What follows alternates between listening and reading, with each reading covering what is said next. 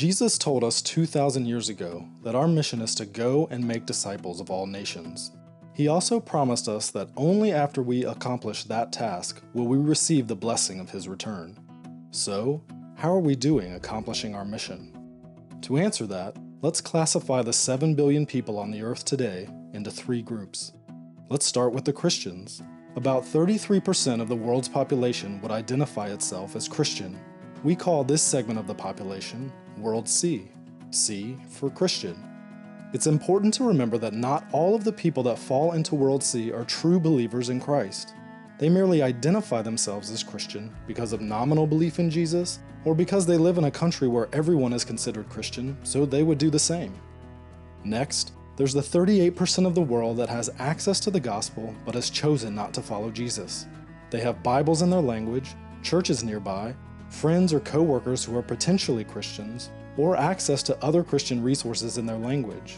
These people have access to the good news, but just haven't acted on it yet. This segment of the population is called World B. That leaves us with 29% of the world, just over 1 out of every 4 people on this planet who not only have never heard of Jesus, they have no chance of hearing the good news of Jesus Christ.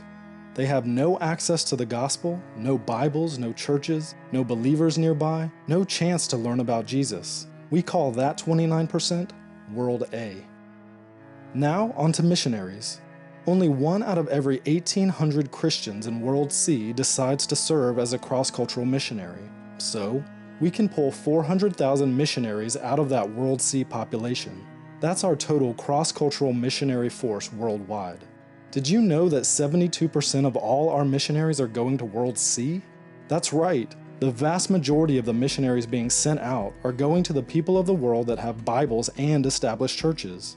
25% of the missionaries are sent to World B, where there is already some access to the church and to the Bible. That leaves only 3% of the total missionary force to handle all of World A, the section of the population without any chance of hearing about Jesus. 29% of the world has no way to hear the gospel, but we're sending only a tiny portion of our Christian workers to them. What about finances? Annually, all those Christians in World C earn a total of $42 trillion. And, together, they give about $700 billion to Christian causes each year. That includes everything: Christian nonprofits, churches, youth programs, missions, etc.